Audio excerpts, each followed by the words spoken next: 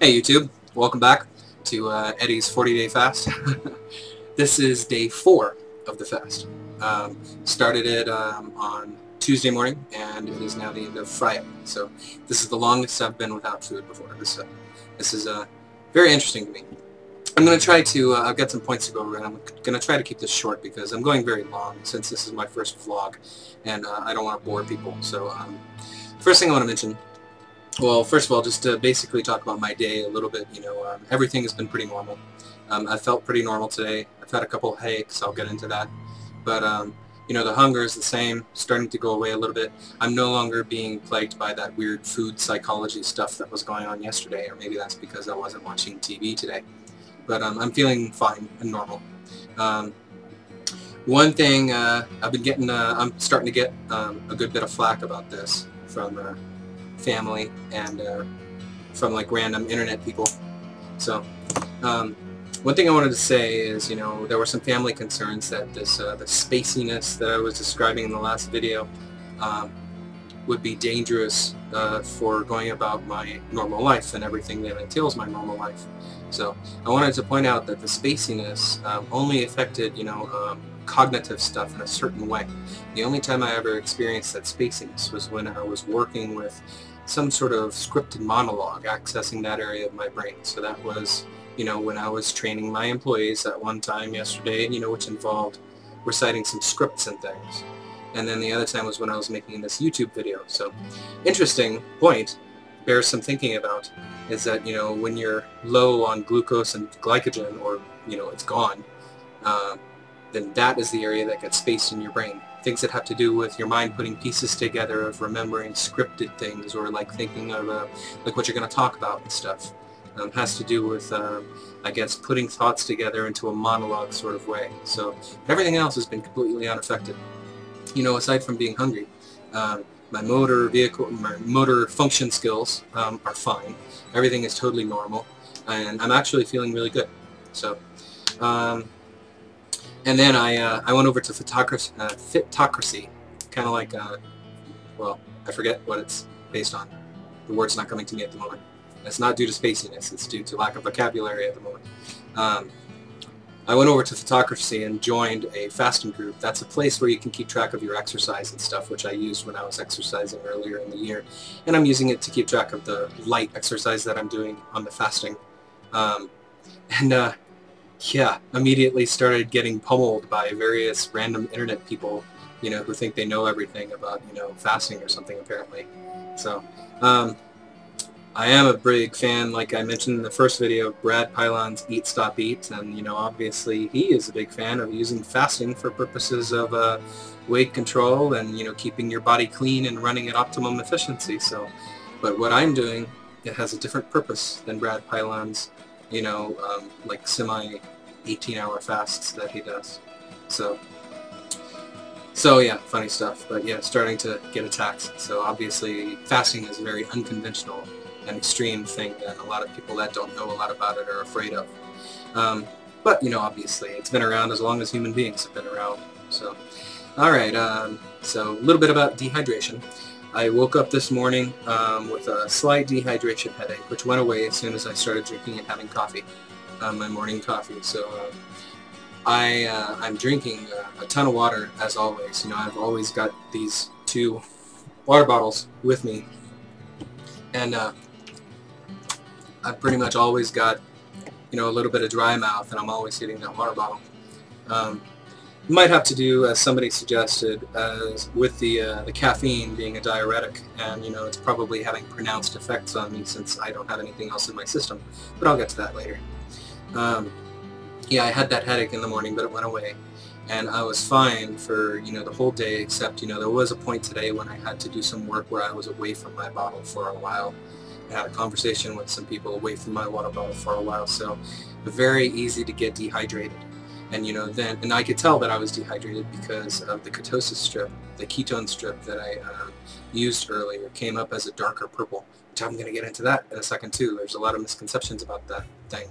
But anyway, yeah, if you're fasting, even light fasting, if you're having headaches and stuff, it's not from the lack of glucogen and lack of glycogen. I'm suspecting it's because it's very easily it's very easy to get dehydrated when you're fasting, because I mean all you're taking in is water. So I mean, and we always live in a perpetual state of dehydration all the time. I know when I'm in normal life, I'm not drinking enough water. You know, I'm drinking a little bit of water. You know, I'm drinking beer, I'm drinking liquor, I'm drinking a little bit of diet soda. You know, I like my sugar-free rock stars, milk sometimes, but not as much water as I should. And we're all that way for the most part, you know, in this culture. So people fasting that have problems with headaches, with it when it does not involve caffeine withdrawals, because I've protected myself against that, it's probably just because of dehydration. So drink lots of water. About the Ketone Strips. The Ketone Strips, you know, when you look at them, I haven't shown them because, you know, it's like a urine thing, so I don't know if you guys want to see that, but it's got the strip that shows negative for ketones. It's like a beige color, and then if you're positive for ketones, it's varying shades of purple. You know, from light purple to dark purple. Like I told you in the previous videos, I was light purple the first time, which I knew I was having a small amount of ketones coming through, and medium purple later. Well, actually I did the ketosis strip after the last video, so I didn't talk about that on video. But apparently, you're either positive or negative for ketones. This is a friend of mine told me this came out of one of the books written by a doctor about the Atkins diet. A lot of people have the misconception about ketone strips where they're trying to intentionally be as purple as possible, because the deeper purple they are, the darker purple, that means the more ketones they're burning, you know, or putting off, and you know, the more fat they're burning, which is not true. The real thing is that it's either negative or positive, and the darkness of the color of the purple has to do with your hydration levels. Which makes sense, because I was a much darker purple tonight, and I know I was dehydrated because of the headache. And I was lighter purple the last couple days, and you know, I was better hydrated. I wasn't having headache problems. So I have been having some problems. Well, it's not problems really. It's just a side effect of it, of, you know, getting very jittery when I have my, you know, Venti Starbucks dark roast coffee in the afternoons. And like I mentioned before, I'm thinking the caffeine is having a much more pronounced effect on me now than it does when I'm normally eating, you know, full of other nutrients and things, which makes sense. Normally I've got such a high tolerance for caffeine, I guess I don't really notice the difference, you know, when I drink or when I don't. I can drink coffee before bed and all that stuff, it doesn't bother me. But now with the empty stomach and everything, yeah, it's definitely making me jittery. So I'm thinking I'm probably going to have to cut that Venti down to a tall, you know, or at least space it out a little bit. I very much enjoy the coffee, but yeah, it's definitely taking my mind away from things, getting all, you know how it feels when you drink too much caffeine, you know, and you get all jittery, and, you know, it's hard to focus on things, and it's just not very pleasant, which is why a lot of people avoid caffeine in the first place. But I like my caffeine.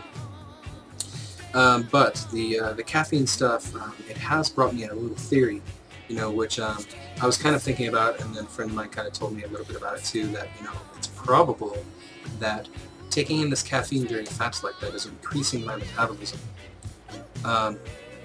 because I'm losing weight very fast.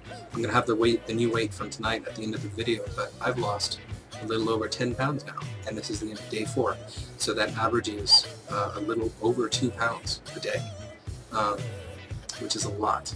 Apparently the average that you lose on water fasting is 1 to 2 pounds, or I should say, well, it's, what was it, 7 to 11 kilograms a week. So I'm at the very top end of, you know, the amount that I'm losing. And, you know, yeah, it's true that, you know, when you're really fat, you lose weight faster, you know, in the beginning at least, than somebody who has less body fat. But I'm not that fat. You know, I shouldn't be losing it at an amazing rate. But I'm theorizing that having that caffeine probably is increasing my metabolism and helping with the putting off of the ketones and the fat burning. Because, you know, otherwise fasting slows down your metabolism, obviously, so I think I've been accidentally offsetting that a bit, which is interesting. It bears further research. A little bit of interesting biological stuff. The last bowel movement that I had was on Tuesday, which was, you know, the morning after I ate normal. But today I had a few, you know, tiny, you know, bowel movements of fiberless movements. and I'm thinking that it's either, you know, extra fine coffee grounds from my coffee passing through, you know, whatever's left from coffee, which you don't normally notice because you're eating, or, you know, after my body cleared itself out, you know, with its normal movements, it's probably the beginning of the detox stuff, because it seems to be, you know, clearing out, you know, anything that's left, anything that's hanging around inside my large intestine. So that's pretty cool. I've also noticed, you know, more personal biological stuff, that my urine is starting to smell a little stronger, you know, and I don't think it was from the dehydration, although that does happen. I think it's because the detox is happening. So I'm at day 4 now. I don't remember if it was day 5 or day 8 where like your tongue starts turning white, you really start doing detoxing, but my skin has been really, really clear. Obviously that's from all the water that I'm drinking, and, you know, really healthy. But eventually, you know, I think once all the intestines are cleared out and, you know, the urine starts getting stronger, eventually, you know, the kidneys will be overloaded with detoxing just through urine, so it'll eventually start detoxing through secondary excretory systems, and that's when I'm going to start to get stinky, you know, from my skin, you know, excreting extra toxins and coming out through my mouth and my tongue. You know, it'll probably hurt my breath, you know. But we'll all see that soon enough. Let's see, I'm at 11.5 minutes already, so I guess I'll go into the other stuff tomorrow, so I don't want this to be too long. So, alright, this is the end of day 4, and I'm sticking with it. I'm not going to stop, and this is just getting more interesting, and this is new ground for me. Very exciting. Alright, I'll see you tomorrow.